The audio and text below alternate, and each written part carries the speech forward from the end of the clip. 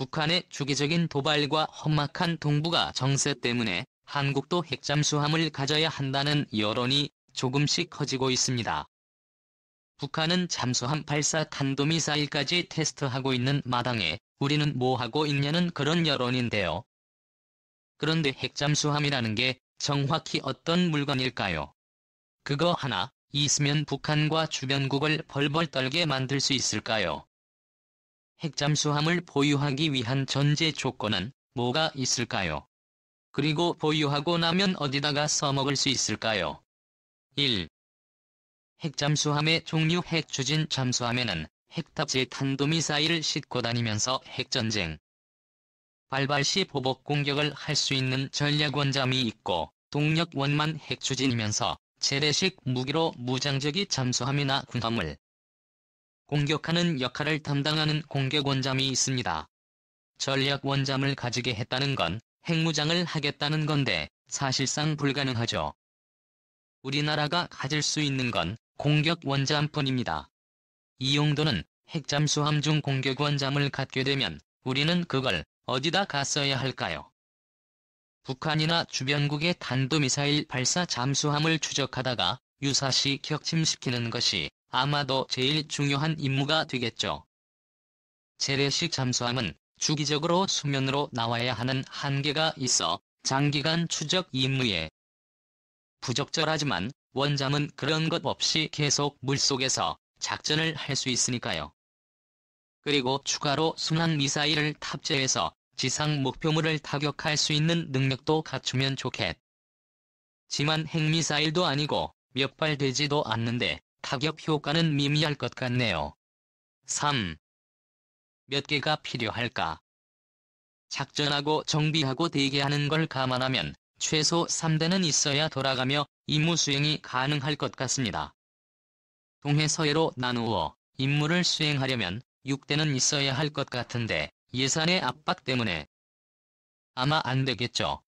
세척 장만하는 것도 기나긴 세월이 걸릴 것 같군요. 예상되는 난관은 핵잠수함을 보유한다는 것은 쉬운 일이 아닙니다. 무수히 많은 난관이 앞을 가로막고 있지요. 당장 예산부터가 문제입니다. 안 그래도 해군 예산이 팍팍한데 그 비싼 원잠을 3척이나 도입하려면 아마 가랑이가 찢어지게 했지요. 그리고 기술도 문제가 되는데 우리나라는 재래식 잠수함은 많이 만들어봤지만 아직 원잠은 한 번도 건조해본 적이 없습니다. 만약 실제로 건조를 하게 된다면 첫 탐은 망작이 될 가능성이 농후하죠. 거기다가 원잠 운영 시 필요한 연료는 어떻게 확보를 할지 등등 풀어나가야 할 문제가 산적해 있습니다.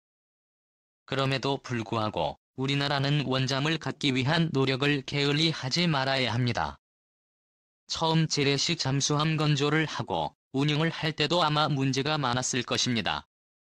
하지만 지금은 건조 경험과 운영 경험이 쌓이면서 많은 노하우를 쌓고 잘 운영을 하고 있죠.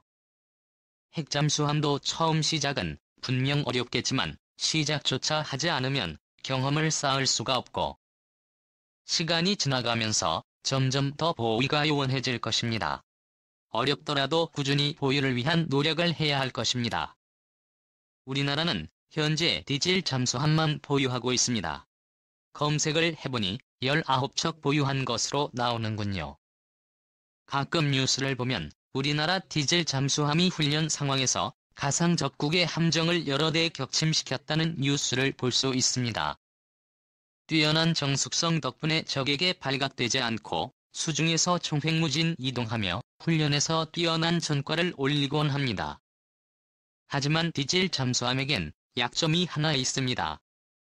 디젤 잠수함은 디젤 발전기를 돌려 배터리를 충전하고 이 배터리로 모터를 돌려 추진력을 얻는데요.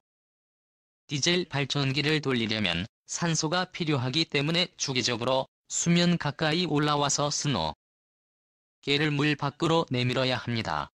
그리고 이때 적에게 발각될 가능성이 매우 높아집니다.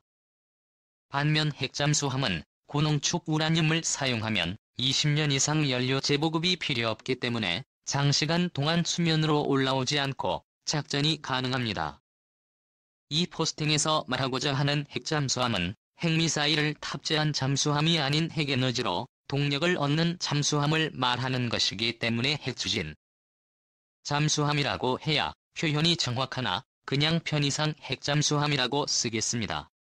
핵잠수함은 크게 전략원장과 공격원장으로 구분할 수 있습니다. 전략원장은 핵미사일을 탑재하고 바다 속을 돌아다니다가 핵전쟁이 발발해서 자국이 공격을 받으면 적국의 핵미사일을 발사하는 보복형 병기입니다. 따라서 그 존재만으로도 핵전쟁을 억제할 수 있는 파워를 가지고 있습니다. 공격원장은 전략원잠을 추적하고 공격하기 위해 만든 잠수함입니다.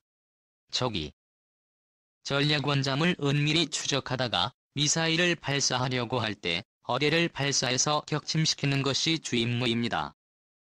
실제 성능이 어떤지에 대한 무수히 많은 추측이 난무하지만 어쨌든 북한은 최근 잠수함에서 발사하는 탄도미사일 발사에 성공했습니다.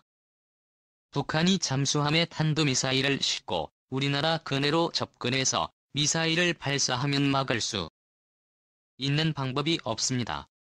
바다에서 불쑥 솟구쳐 나오는 미사일을 막는 것은 거의 불가능한 임무입니다. 가장 확실하게 막는 방법은 핵잠수함을 북한 잠수함 기지 근처에 매복시켜 두었다가 북한에 잠수함이 출항하면 추적해서 격침시키는 것뿐입니다. 잠항시간에 제한이 있는 디젤 잠수함으로는 수행할 수 없는 임무입니다. 핵잠수함의 원자로에는 고농축 무기급 우라늄이 필요하며 이는 국제적으로 철저하게 통제되고 있습니다. 이 문제를 해결하지 않으면 핵잠수함을 운영할 수 없습니다.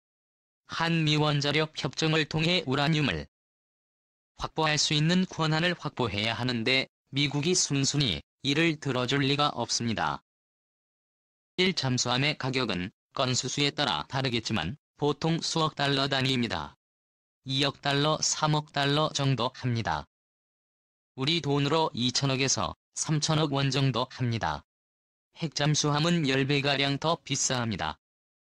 미국의 버지니아급 핵추진 잠수함의 가격은 26억 달러입니다. 환율 1,100원 적용하면 1조 8,600억 원입니다. 관리비도 매년 수백억 원씩 들어갑니다. 이 돈이면 우수한 성능의 디젤 잠수함 10척을 건조할 수 있는 돈입니다.